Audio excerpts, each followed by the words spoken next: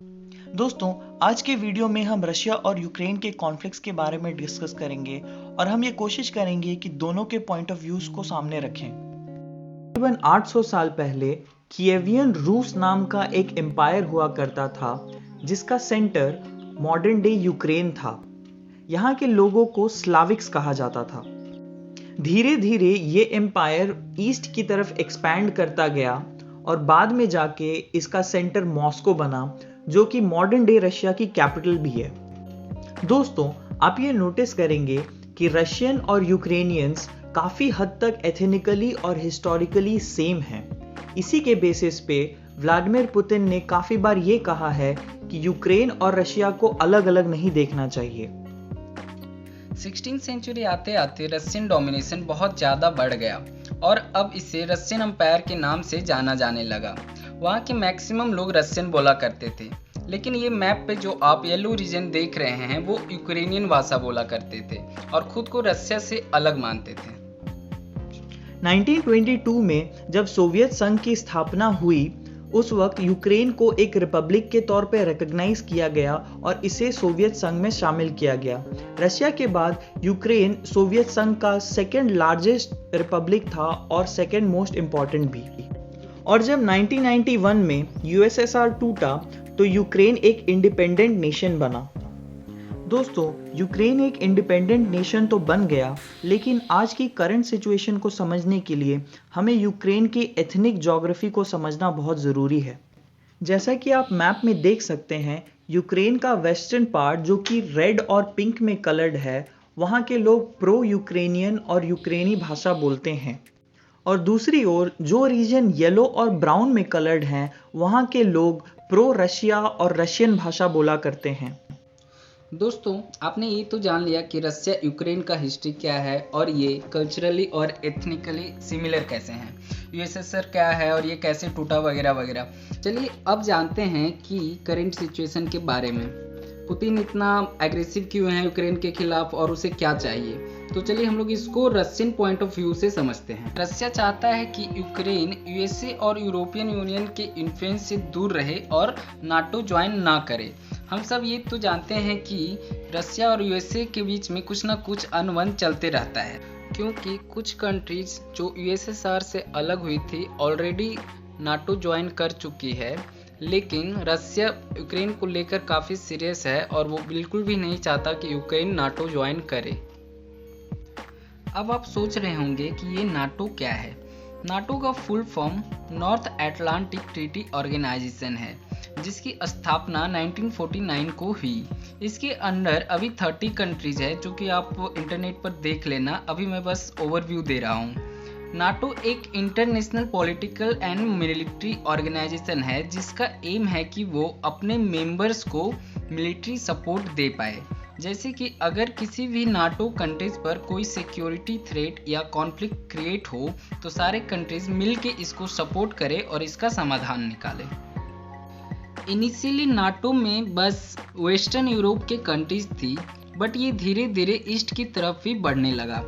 NATO को America द्वारा lead किया जाता है और यूक्रेन एक बफर जोन की तरह काम करता है अमेरिकी लेड नाटो और रशियन फोर्सेस के बीच में। अगर यूक्रेन नाटो ज्वाइन कर लेता है तो ये रशिया के लिए बहुत बड़ा सिक्योरिटी थ्रेट होगा और अमेरिका अपने मिसाइल्स रशियन बॉर्डर पर डिप्लॉय कर सकती है। दोस्तों, इसे अगर इंडियन कॉन्टेक्स्ट में समझने की कोशिश करें तो मान लीजिए कि चाइना कल को ये कहे कि वो नेपाल के साथ एक मिलिट्री अलायंस बनाना चाहता है और वहाँ अपने वेपन्स डिप्लॉय कर दे। क्या ये इंडिया को कभी मंजूर होगा? जबकि नेपाल और इंडिया कल्चरली इतने सिमिलर हैं, इंडिया कभी नहीं चाहेगी कि नेपाल चाइना के इन्फ्लुएंस में आए। सिमिलरली रशिया भी इसी सिचुएशन में है। और बात यहीं ख़त्म नहीं होता। रशिया को ये भी डर है कि अगर यूक्रेन नाटो ज्वाइन कर लेता है तो वो क्रीमिया को वापस लेने का भी कोशिश करेगा। दोस्तों, आपने अभी रशियन पॉइंट ऑफ व्यू जाना, अब चलिए यूक्रेनियन पॉइंट ऑफ व्यू से चीज़ों को समझने की कोशिश करते हैं। यूक्रेन की सबसे बड़ी प्रॉब्लम यह है कि वहाँ की पब्लिक मेजरली दो ग्रुप्स में बटी हुई है। एक जो वेस्टर्न तरीके की लाइफस्टाइल और लिबर्टी को सपोर्ट करता है और एक जो कम्युनिस्ट रशियन रेजिम को मानता है। इन दो आइडियोलॉजीज का यूक्रेन की पॉलिटिक्स पे भी बहुत बड़ा असर है। यूक्रेन एक डेमोक्रेसी है और रशिया पे ये इल्ज़ाम लगाया जाता है कि वो प्रो रशियन लीडर्स को अपने पपेट की तरह यूक्रेन की गवर्नमेंट में रखने की कोशिश करता है। इसी तरह के एक प्रो रशियन लीडर थे विक्टर यानुकोविच, जो कि 2010 से 2014 तक यूक्रेन के प्रेसिडेंट थे। दोस्तों, देखा जाए तो 2014 यूक्रेन के लिए एक बहुत इंपॉर्टेंट साल था। विक्टर यानुकोविच पे उनके टर्म के दौरान बहुत सारे करप्शन और कॉन्स्टिट्यूशन में छेड़छाड़ के आरोप लगने लगे थे, जिसके कारण पब्लिक के बीच वो बहुत अनपॉपुलर होने लगे। इस वक्त मेजॉरिटी यूक्रेनियंस ये चाहते थे कि यूक्रेन यूरोपियन यूनियन का पार्ट बन जाए, तो विक्टर यानुकोविच ने अपनी पॉपुलैरिटी बढ़ाने के चक्कर में ये डिसाइड किया कि वो यूरोपियन यूनियन का फ्री ट्रेड एग्रीमेंट ज्वाइन करेंगे। बट फिर ऐन मौके पे उन्होंने ये डिसीजन चेंज कर दिया। इसके कारण पब्लिक बहुत गुस्सा हो गई और पब्लिक ने मैसिव स्केल पे प्रोटेस्ट कर दिया और गवर्नमेंट ओवरथ्रो हो गई। ये सारा प्रोटेस्ट यूक्रेन के वेस्टर्न पार्ट में चल रहा था। ईस्टर्न पार्ट, जो कि प्रो रशियन था, वहाँ कहानी कुछ और ही थी।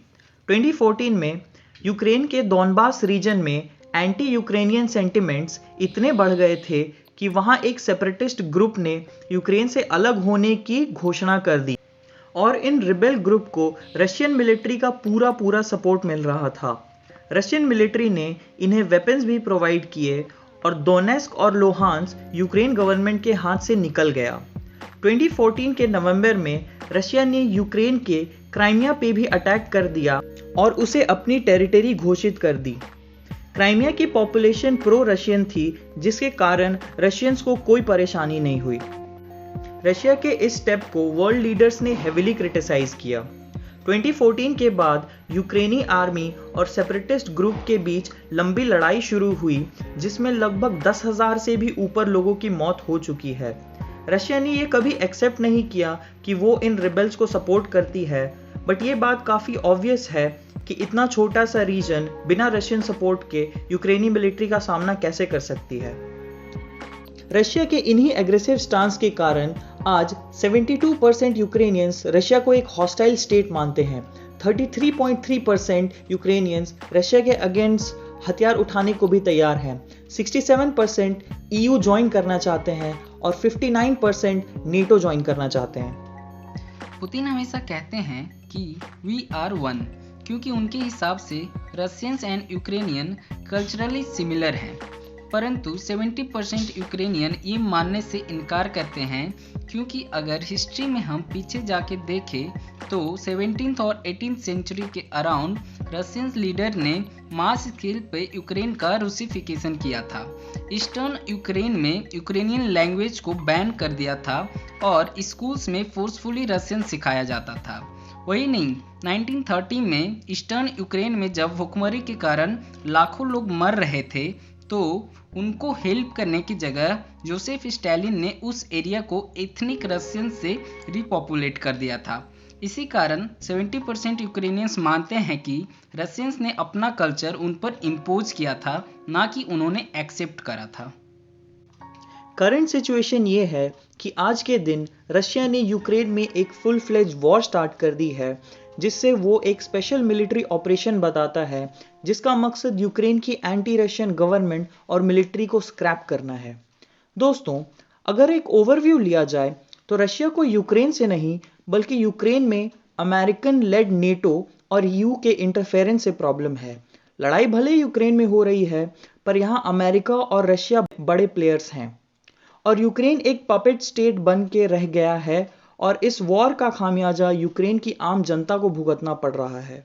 दोस्तों, लास्ट में हम यही मैसेज देना चाहते हैं that there is no winner in a war, humanity always loses. Thank you so much for watching our video. अच्छा लगे तो लाइक, शेयर और सब्सक्राइब जरूर करना।